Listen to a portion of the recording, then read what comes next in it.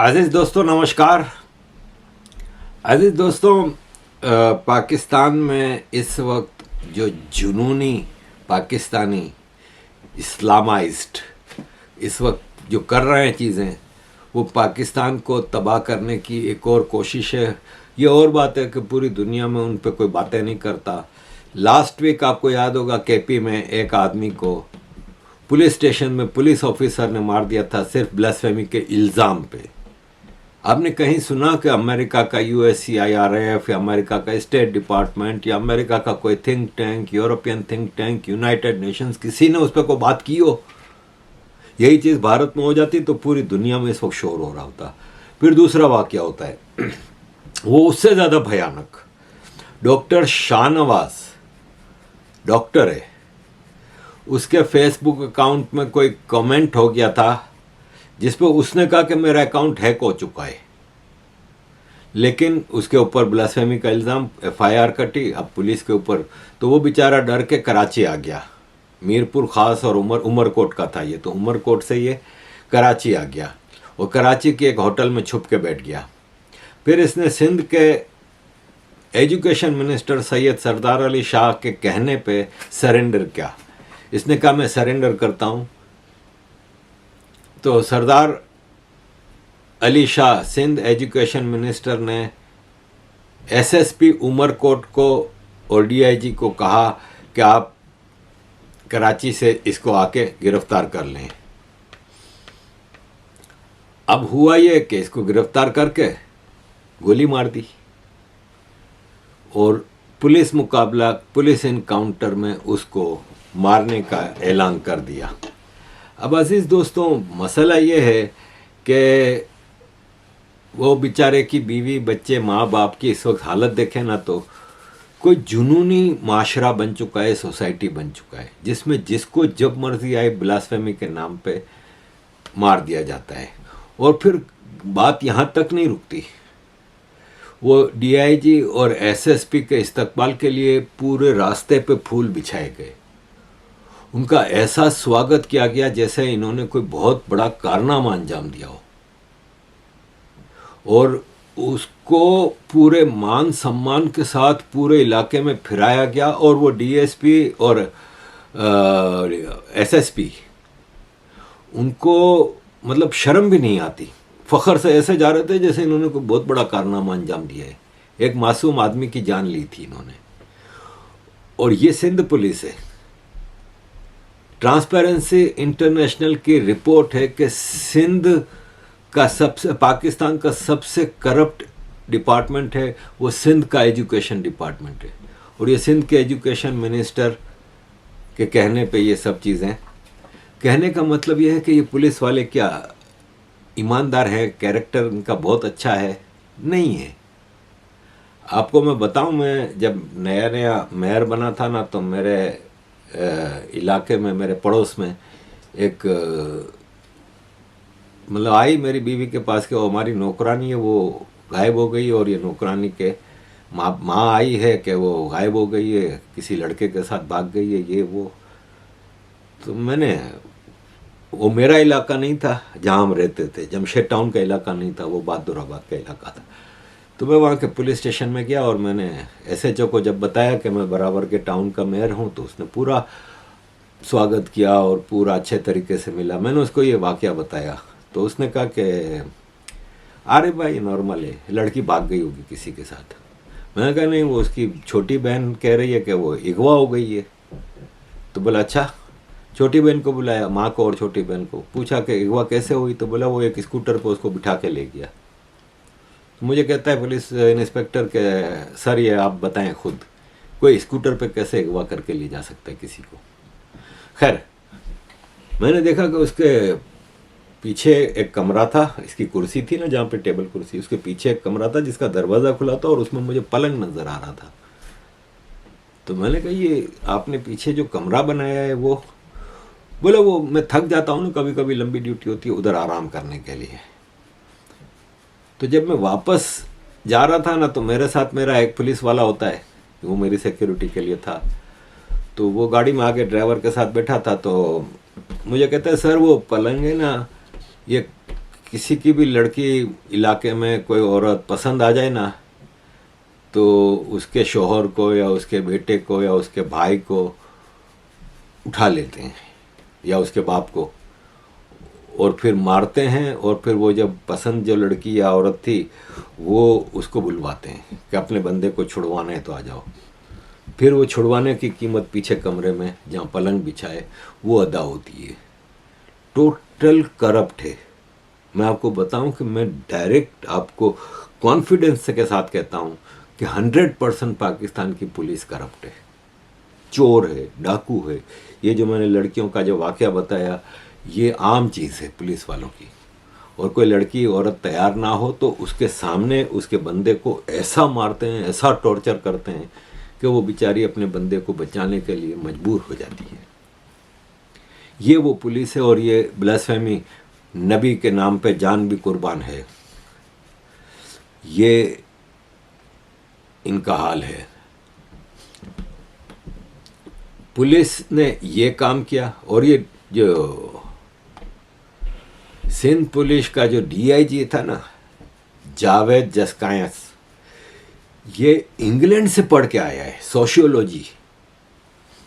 इन लोगों के ऊपर एजुकेशन भी काम नहीं करती। इंग्लैंड से सोशियोलॉजी की डिग्री लेके आया हुआ डीआईजी एक्स्ट्रा जुडिशली एक बंदे को, आम सिविलियन मासूम डॉक्टर को मार देता है। ये है पाकिस्तान। और पूरा इस वक्त सिंध का जो पॉपुलेशन है वो डर के बैठी है। अब पाकिस्तान में कहीं भी किसी को भी मारना है तो सिंपल है कि इसके ऊपर इल्ज़ाम लगा दें कि इसने ब्लास्फेमी की, और फिर आपको अदालत ये वो की ज़रूरत ही नहीं पड़ती। उस बंदे को आप मार देते हैं। आपको याद होगा कि आज से 8-10 साल पहले की बात है कि एक क्रिश्चियन आदमी और औरत एक ईंटों के भट्टे पे काम करते थे पंजाब में। ईंटें जहाँ बनती हैं। बहुत गरीब थे, छोटा बच्चा भी था।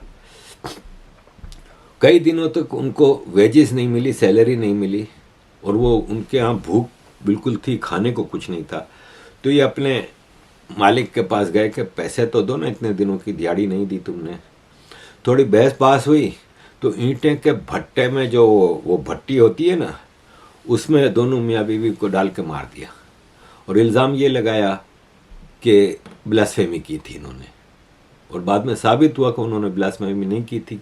जो उनके साथ काम करते थे वो बताया उन्होंने कि ये पैसों का झगड़ा था। आपने कभी सुना कि वो ईंटों के भट्टे के मालिक को कोई सज़ा हुई हो? वो गिरफ्तार तक नहीं हुआ। ये है पाकिस्तान। लास्ट वीक केपी में हुआ था। कोई सुना आपने कि किसी पुलिस वाले के ऊपर जिसने गोली मारी उसके ऊपर कार्रवाई हुई हो? अब सिंध के चीफ मिनिस्टर ने स्टेप लिया है कि डीआईजी एसएसपी दोनों सस्पेंड। 2-4 दिन, ज़्यादा भी नहीं, 2-4 दिन में ये ख़त्म। पाकिस्तान में ये ऑर्डर ऑफ द डे है। रोज़ इस तरह के वाक़यात होते हैं। 2-4 दिन में वो वापस कहीं ना कहीं दूसरी जगह पे ट्रांसफ़र करके उनको जॉब पे लगा देंगे। अब एक है तारिक मसूद, मुफ्ती तारिक मसूद। मुझे तो नहीं पसंद, वो बकवास करता है, लेकिन उसने अपनी इस बकवास के बल पे मिलियंस ऑफ फॉलोवर बना लिए हैं। सोशल मीडिया इस वक्त मतलब हर आदमी कमाने का एक ऐसा धंधा बन चुका है।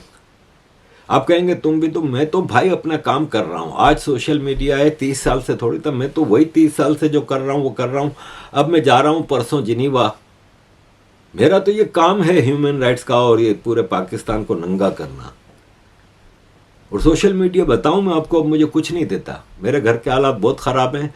मैं जिनीवा जा रहा हूँ नेक्स्ट वीकेंड, यानी आज नहीं, नेक्स्ट वीकेंड से मैं यहाँ पे गाड़ी चलाना शुरू कर रहा हूँ। मेरा एक जगह गाड़ी की बातचीत चल रही है, मेरे पास लाइसेंस है, गाड़ी नहीं है। मैं पिज़्ज़ा डिलीवरी ये वो कोई ना कोई काम शुरू कर रहा हूँ मैं 1 हफ्ते के बाद। सिर्फ जिनीवा ना होता तो मैं शायद कल परसों से शुरू कर देता। मैंने दोस्तों से कहा कि मेरी तो गुंजाइश है नहीं गाड़ी खरीदने की, मुझे किस्तों पे या कहीं लोन पे गाड़ी दिला दो, तो मैं ये पिज़्ज़ा डिलीवरी का काम नेक्स्ट डे कर सकता हूँ। क्योंकि वो ट्रक ड्राइविंग है ना, वो मेरे लिए मुश्किल हो रही है, ट्रक की थ्योरी को पास करना। प्रैक्टिकल तो मैं चला लूँगा, पास कर लूँगा, लेकिन थ्योरी बहुत मुश्किल होती है। ये नॉर्मल गाड़ी की थ्योरी 40 साल गाड़ी चलाने के बाद मुझे साल 1.5 साल लगा, कई बार फेल हुआ। तो थ्योरी ज़रा मेरे लिए 60 साल की उम्र में अब यहाँ पे चीज़ें रहती नहीं हैं, निकल जाती हैं, भूल जाता हूँ, रात को पढ़ो सुबह याद नहीं होता। तो इसलिए वो अभी 3-4 महीने लग जाएंगे, लेकिन अर्जेंसी है, उधार ले लेके चल रहा हूँ लोगों से। तो इसलिए अब ये गाड़ी चलाने का प्लान कर रहा हूँ विद इन ए वीक।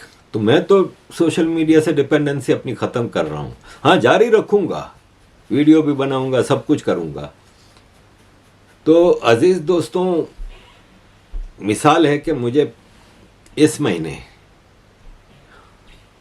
सितंबर में जो आएंगे ना, अगस्त के यूट्यूब के पैसे 500 पाउंड आएंगे। मेरे घर का किराया 1750 है खाली, सोचें बाकी क्या कुछ है। तो एनीवे, मैं अपना काम काज शुरू कर रहा हूँ, लेकिन लोगों को, मैं ऐसे ऐसे लोगों को देखता हूँ, लड़कियों को ख़ास तौर पे, ऐसी वाहियात किस्म की रील्स बनाती हैं और मतलब जिसको देखो लगा हुआ है, क्या कुछ कर रहे हैं, ख़त्म है। तो मुफ्ती तारिक मसूद अभी कनाडा गया है लेक्चर देने के लिए। उसने वहाँ पे बोल दिया, इसने कहा कि कुरान में कुछ आयतें गलत लिखी हुई हैं और प्रॉफिट मोहम्मद के अंदर ऐसी कोई चीज़ नहीं कि आप उसको फॉलो करें। बड़े बड़े प्रोफेसर और इंजीनियर और स्कॉलर्स हैं जिनको लोग फॉलो करते हैं, मोहम्मद को कौन फॉलो करता है? वो इस तरह की बातें कर जाता है, लेकिन वो फॉलोइंग बढ़ाने के चक्कर में कभी कभी इस तरह की बातें कर जाता है। अब इसके ऊपर भी पूरा पाकिस्तान खड़ा हो गया है कि इसको पकड़ के मारो। मुफ्ती तारिक मसूद इस वक्त फंसा हुआ है, टोटली कंट्रोल में आ चुका है और अब लेट्स सी कि इसको कब मारा जाता है। मुफ्ती तारिक मसूद की जो बातें हैं ना, वो टोटली इनकी नज़र में ब्लास्फेमी है। इसने क्या किया? इसने कहा कि prophet Mohammad was a normal person, एक इंसान था और एक आम इंसान था, उनको कोई चीज़ की खबर भी नहीं होती थी और जाहिल था। ये इसने कहा है कि नबी अम्मी था, अम्मी अरबी में जाहिल को कहते हैं, कि एजुकेटेड नहीं था। और इस तरह की चीज़ें इसने की। कहीं इसने कहा कि कुरान में कई ऐसी आयतें हैं जो कंट्रोवर्शियल हैं और गलत हैं। तो अजीज़ दोस्तों, इस देश पे इस वक्त मौलवियों का टोटल कब्ज़ा है और मौलवियों ने इस देश को तबाह करके रखा है।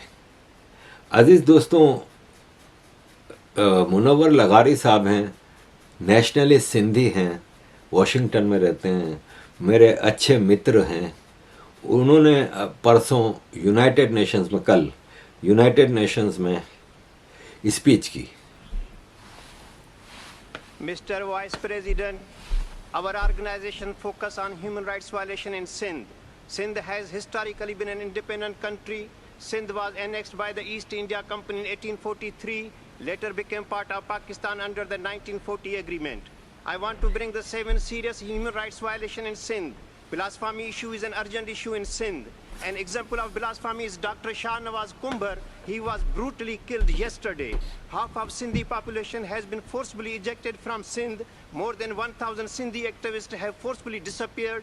Sindh has been robbed of its waters by construction of dams, canals and other water bodies at upstream. Pakistani army has been occupied precious lands of Sindh on the pretext of corporate farming, cantonments, housing authority and mining. The army from Punjab is ruling over Sindh. Sindhi language has been marginalized not only in education system but also in offices. Mr. Vice President, Sindhi people want freedom. We demand that United Nations should hold independence referendum in Sindh. Sorry, we have point of order. Please, Pakistan. Thank you, Mr. Vice President. While we believe in constructive engagement with the civil society organizations and value their inputs, however, we urge the Vice President to ensure that no speaker violates the stipulations of the UN Charter. and adhere to the principles of territorial sovereignty and integrity of member states. This August forum should not be allowed to be misused by anyone. I thank you.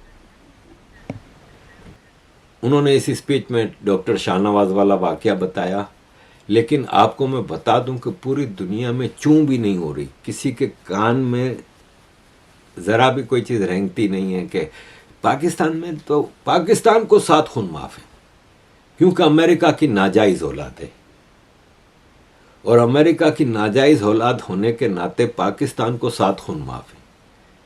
तो अज़ीज़ दोस्तों, ये है इस वक्त पाकिस्तान की condition. Pakistan इस वक्त एक टोटल तबाहशुदा सोसाइटी है और कोई उम्मीद नज़र नहीं आती कि पाकिस्तान में कहीं से कोई बेहतरी आएगी। अज़ीज़ दोस्तों, thank you very much for all your support. Kindly keep support.